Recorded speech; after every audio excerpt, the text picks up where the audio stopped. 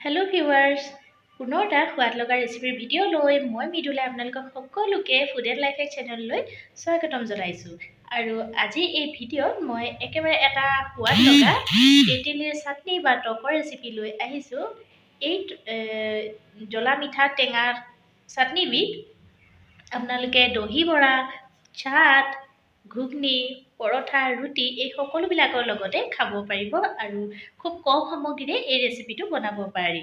প্ৰতিটো সামগ্ৰী বা প্ৰতিটো ৰেচিপিয়ে বনোৱাৰ বেলেগ বেলেগ পদ্ধতি আছে নহয় জানো, বিভিন্ন লোকে বিভিন্ন ধৰণে বনায়। আৰু মই আজিনো এই ৰেচিপিটো কেনেকৈ বনাইছোঁ আপোনালোকক তাকে দেখুৱাব বিচাৰিছোঁ। তেন্তে ভিডিঅ'টো একেবাৰে স্কিপ নকৰিব আৰু শেষলৈকে চাব বুলি আশা কৰিলোঁ। আৰু ভিডিঅ'টো চাই যদি ভাল লাগে তেন্তে লাইক, শ্বেয়াৰ আৰু নতুন ভিউৱাৰ্ছসকলে মোৰ চেনেলটো ছাবস্ক্ৰাইব কৰি কাষত থকা বেল আইকনটো প্ৰেছ কৰিবলৈ নাপাহৰিব। তেন্তে পলম নকৰি বলক ভিডিঅ'টোলৈ আগবাঢ়োঁ। তেঁতেলীৰ এই টেঙা মিঠা চাটনি বনাবলৈ এয়া মই তেঁতেলী লৈ লৈছোঁ আৰু বজাৰত খুব ইজিলি এইটো এভেইলেবল হয়। এতিয়া এই তেঁতেলীখিনিত মই গৰম পানী দিম। উতলা গৰম পানী ইয়াত মই ঢালি দিছোঁ আৰু এইখিনি এতিয়া মই কিছু সময়ৰ কাৰণে এনেকৈ তিয়াই থৈ দিম। প্ৰায় 15 পৰা 20 মিনিট হৈ গ'ল আৰু পানীখিনিও কিছু ঠাণ্ডা হ'ল। এতিয়া এইখিনি মই ধুনীয়াকৈ এনেকৈ ভাঙি দিম তেঁতেলীখিনি, আৰু ভিতৰৰ যিটো গুটি থাকে, তেঁতেলীৰ ভিতৰত যিটো গুটি থাকে সেইটো মই উলিয়াই ল'ম। আমাক এই যি ৰেচিপিটো আছে, যি চাটনিটো বনাম তাৰ কাৰণে এই গুটিটোৰ প্ৰয়োজন নহয়, সেইকাৰণে আমি ইয়াৰ পৰা এই গুটিখিনি উলিয়াই ল'ব লাগিব। আৰু আপোনালোকে যদি বিচাৰে প্ৰথমতেই গুটিটো উলিয়াই ল'ব পাৰিব আৰু তাৰপিছত গৰম পানীত কিছু সময় তিয়াই থ'ব লাগিব বা বইল কৰিব লাগিব। মই অকণমান সময় গৰম পানীত তিয়াই থ'লোঁ যাতে তেঁতেলীখিনি একেবাৰে ছফ্ট হৈ যাওক, কোমল হৈ যাওক, যাতে মোৰ ভিতৰৰ যি গুটিটো থাকে সেইটো উলিয়াবলৈ সহজ হয়। সেইকাৰণে অলপ সময় মই এনেকৈয়ে তেঁতেলীখিনি তিয়াই থ'লোঁ আৰু তাৰপিছত মই ইয়াৰ যি গুটিখিনি আছে সেই সকলো গুটিখিনি উলিয়াই ল'ম। আৰু এইখিনি মই যিমানখিনি তেঁতেলী আছিলে তাৰ গুটিখিনি উলিয়াই ল'লোঁ আৰু এক্সট্ৰা কৰি ল'লোঁ। এতিয়া এটা এনেকৈ মিক্সি জাৰ লৈছোঁ আৰু তাতে গোটেই তেঁতেলীখিনি মই দি দিছোঁ আৰু এইখিনি এতিয়া ভালদৰে ব্লেণ্ড কৰি ল'ম, পিচি ল'ম আৰু এটা পেষ্টৰ নিচিনা বনাই ল'ম। আৰু এইখিনি মই পিচি ল'লোঁ আৰু এয়া চাওক গোটেইখিনি ধুনীয়াকৈ পিচি গ'ল, এটা পেষ্টৰ নিচিনা হৈ গ'ল। এতিয়া মই মোৰ যি নেক্সট ষ্টেপ আছে সেই নেক্সট ষ্টেপলৈ আগবাঢ়িম। মই মোৰ নেক্সট ষ্টেপত এনেকৈ ডাঙৰ চাহৰ চেকনি এখন লৈছোঁ। মই প্লাষ্টিকৰ লৈছোঁ, আপোনালোকে ডাঙৰ ষ্টীলৰ চেকনিও পায়, তেনেকুৱাও ব্যৱহাৰ কৰিব পাৰে। আৰু যিখিনি তেঁতেলী মই পিচি লৈছিলোঁ সেইখিনি ইয়াত ঢালি দিছোঁ আৰু এনেকৈয়ে এতিয়া এখন চামুচেৰে লৰাই লৰাই ইয়াৰ যি পেষ্টখিনি আছিলে পেষ্টখিনি উলিয়াই ল'ম। আৰু এইখিনি দেখা পাইছে তাৰ ওপৰৰ যিখিনি সীতা সেই সীতাখিনি থাকি গৈছে। আমি গুটিখিনি উলিয়ালোঁ কিন্তু তাৰ যিখিনি ওপৰৰ আৰু এটা টান এটা ওপৰৰ বাকলি নিচিনা থাকে সেইখিনি আমাৰ প্ৰয়োজন নাই, সেইকাৰণে সেইখিনিও এনেকৈ চেকনিখনত চেকি পিনে উলিয়াই লৈছোঁ।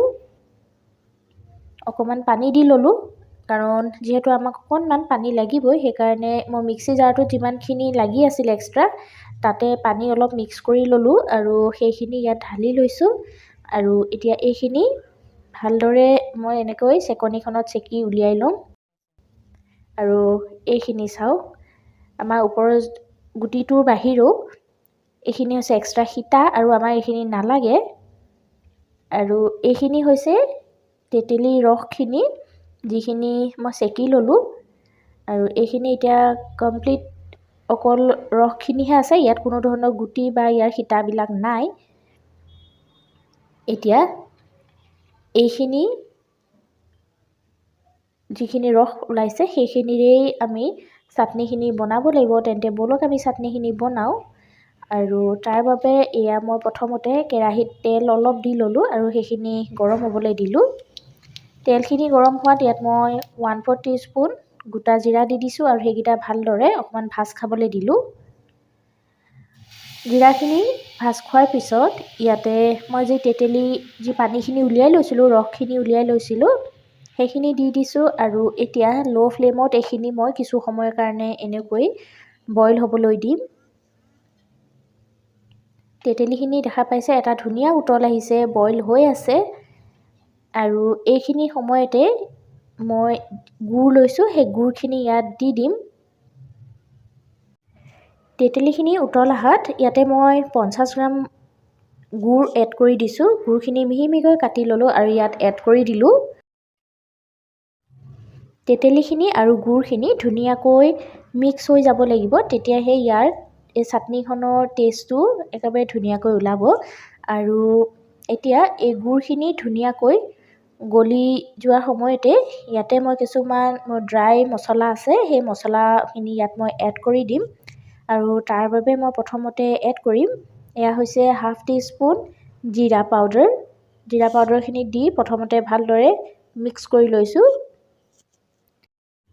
গেছৰ ফ্লেমটো মই একেবাৰে ল' কৰি ৰাখিছোঁ, কাৰণ এতিয়া ইয়াত কিছুমান মছলা এড কৰিব লাগিব। সেইকাৰণে গেছৰ ফ্লেমটো একেবাৰে ল' কৰি ৰাখিব লাগিব, নহ'লে তেতেলীখিনি যিখিনি আমি টক বা চাটনি বনাই আছোঁ সেইখিনি তলফালৰ পৰা জ্বলি আহিব আৰু তেনেকুৱা হ'লে ইয়াৰ টেষ্টটো খুবেই বেয়া লাগিব।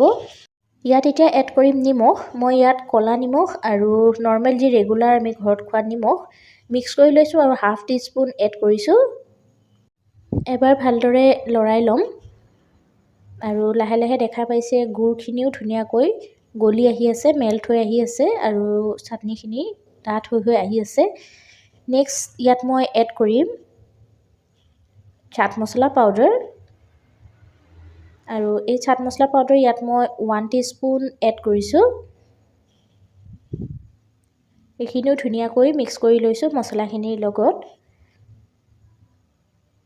আৰু দেখা পাইছে গুড়খিনি খুব ধুনীয়াকৈ গলি গ'ল আৰু যিখন আমি চাটনি বনাইছোঁ বা টক বনাইছোঁ সেইখনো ধুনীয়াকৈ ডাঠ হৈ আহি আছে। এইখিনি এতিয়া মই এনেকৈ কণ্টিনিউ লৰাই থাকিম, নহ'লে তলত লাগি যোৱা চান্স থাকিব। সেইকাৰণে যিহেতু ডাঠ হৈ আহি আছে, সেইকাৰণে এতিয়া মই কণ্টিনিউ এইখিনি এনেকৈ লৰাই থাকিম আৰু কিছু সময় এনেকৈ আৰু বইল হ'বলৈ দিম। কিছু সময় এইখিনি এনেকৈ উতলাই ল'লোঁ আৰু এতিয়া ইয়াত মই 1/2 টিস্পুন চেনি এড কৰি দিছোঁ। যিহেতু আমি জানো তেতেলী আৰু গুড় দুয়োটাতেই টেঙি ফ্লেভাৰ থাকে। গুড় যিমান মিঠা হ'লেও অকণমান এটা টেঙা ভাৱ এটা থাকে, সেইকাৰণে এই চেনিখিনি দিলে গুড় আৰু তেতেলীৰ যি কম্বিনেশ্যনটো আছে, তাৰ যিটো টেষ্ট আছে সেই টেষ্টটো বেলেঞ্চ কৰিব। সেইকাৰণে অকণমান চেনি ইয়াত দিব লাগিব। আৰু দেখা পাইছে চামুচখনৰ পিছফালেও ধুনীয়াকৈ এটা লেয়াৰৰ নিচিনা হৈ গৈছে, অৰ্থাৎ এই টকখিনি একেবাৰে ৰেডি হৈ গ'ল। আৰু এতিয়া আৰু বেছি সময় এইখিনি বনাই নাথাকোঁ, এতিয়া গেছৰ ফ্লেমটো বন্ধ কৰি দিম আৰু ঠাণ্ডা হ'বলৈ দিম। চাটনিখিনি ঠাণ্ডা হৈ গ'ল আৰু মই এটা বাতিত উলিয়াই ল'লোঁ আৰু দেখা পাইছে এইখিনি ঠাণ্ডা হোৱাৰ পিছত কিছু আৰু ডাঠ হৈ গ'ল। মই আপোনালোকক দেখাই দিছোঁ চাটনিখিনি কিমান ডাঠ হৈ গ'ল। দেখা পাইছে আপোনালোকে ইয়াৰ যি কনচিষ্টেঞ্চি সেইটো দেখিলেই গম পাইছে যে কিমান চাটনিখিনি ডাঠ হৈ আহিলে।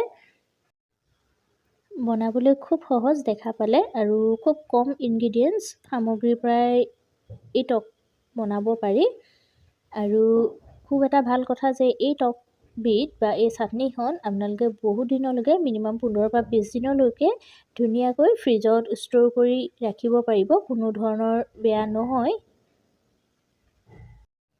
শেষত ভিডিঅ'টো চাই কেনে পালে মোক কমেণ্ট বক্সত জনাবলৈ নাপাহৰিব। আৰু যদিহে ভিডিঅ'টো চাই ভাল লাগিল তেন্তে লাইক কৰিব, শ্বেয়াৰ কৰিব আৰু যিসকল নতুন ভিউৱাৰ্ছ আছে তেওঁলোকে মোৰ চেনেলটো ছাবস্ক্ৰাইব কৰি কাষত থকা বেল আইকনটো প্ৰেছ কৰিবলৈ নাপাহৰিব। তেন্তে পুনৰ এটা নতুন ভিডিঅ' লৈ আপোনালোকৰ ওচৰলৈ আহিম। আজিলৈ ধন্যবাদ।